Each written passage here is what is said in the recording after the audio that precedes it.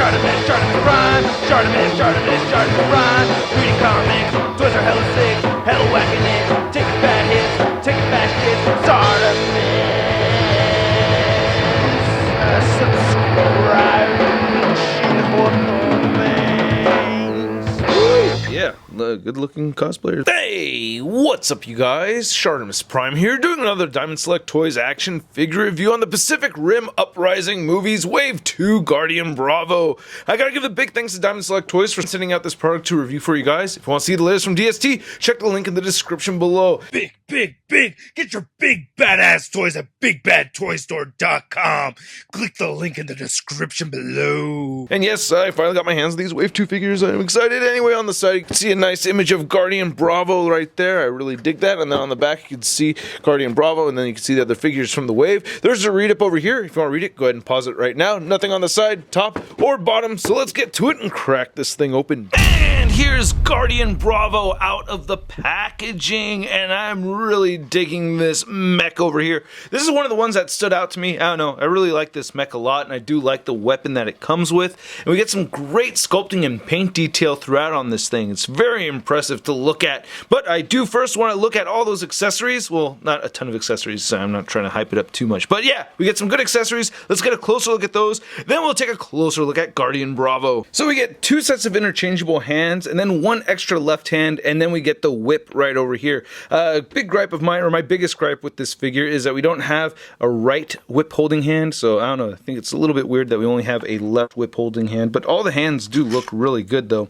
There's this nice wear on them that I really like quite a bit, and we see that throughout the figure too, but that looks really awesome. I'm really pleased to see that. And just look at one of these other hands right here, you can see the sculpted details.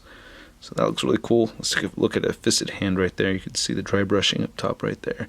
So that's pretty nifty. But I really do dig this whip. A little bit of an extra white paint splotch right there. And we get some nice gunmetal gray over this glossier black. And I do really like that they have this nice looking baby blue color along with the white, you know, making it look all plasma-y and whatnot. You know, I think it looks really nice. I'm digging that. I do wish it had a bendy wire in it. That would have been a nice little touch to have, you know, or a rotation right here. That would have been kind of neat too, but I still like how it looks quite a bit. So I really like the head sculpt for this mech. This looks so cool.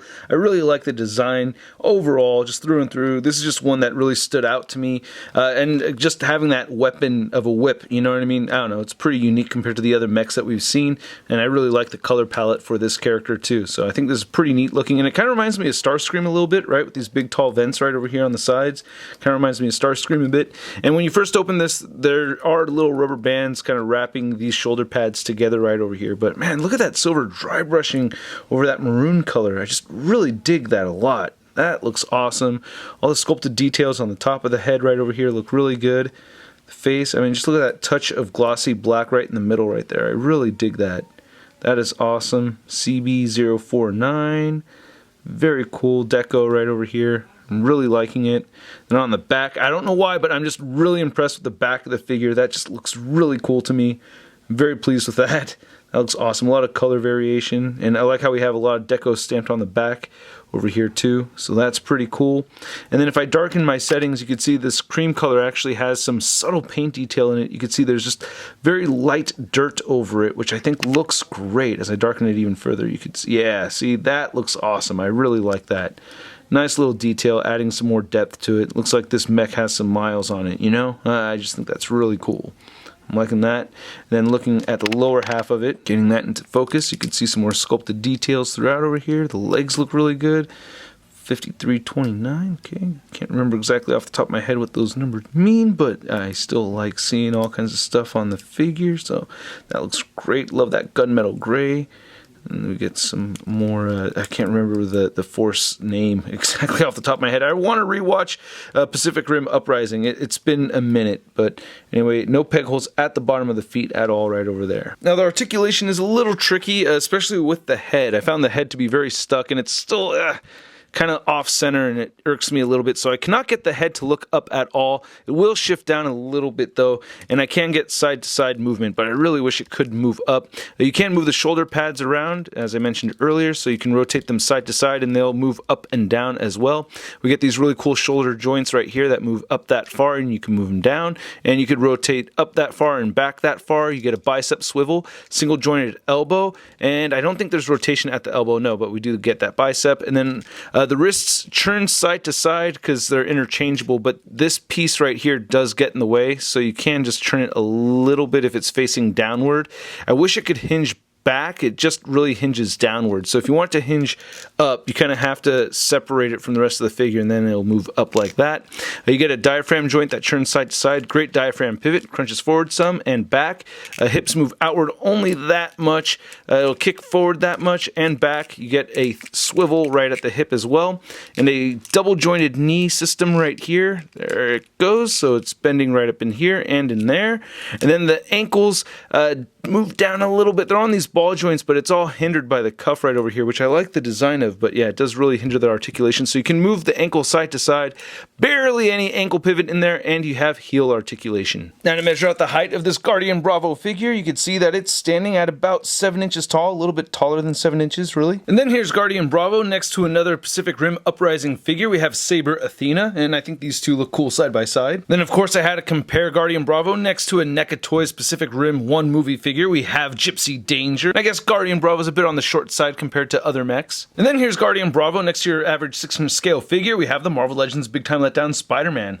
Kind of short for a stormtrooper. I mean, for I gotta thank you guys again for watching my video. I really do appreciate it, especially when you guys watch from the beginning to the end. It really does help with the algorithm and all that, and it helps when you click all the things I ask you guys to click. I really do appreciate it when you hit that like button, leave your comments, and hit that subscribe button as well as the notification bell if you have not already. I think this is a very cool figure. I do have my gripes, you know what I mean? I wish we had that right hand for the whipping. I kept looking around seeing maybe if I misplaced it, but I don't think it comes with the right hand for the whip. And then the joints do get a little bit on the loose side. You know, there's little gripes here with the articulation, but I love how it looks. I think it's a very cool looking mech. I really like it a lot, so I'm giving it a Sud rating of I love it. And again, I'd like to know what you guys think, so please tell me in the comment section down below. I am really itching to watch Pacific Rim Uprising again. I meant to watch it again before doing this video, but you know, time is just really not readily available for me to just chill and watch movies at random. But anyway, if you want to see a photo gallery of images, you should be able to find it over at toynewseye.com. And if you want to follow me on the social media, you should check me out on Instagram, Twitter, Twitch, and Stardust. I'll catch you guys later. Peace. I'm gonna play with my toys today. Well, I don't care what my people say. I'm gonna play with my toys today. Can't have one, I gotta get them all.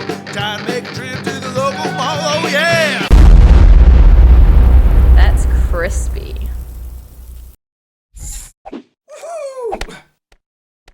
Hey, I'm ShartimusPrime videos. Hey, you should click one. Yeah, click on one of them. Or subscribe if you haven't.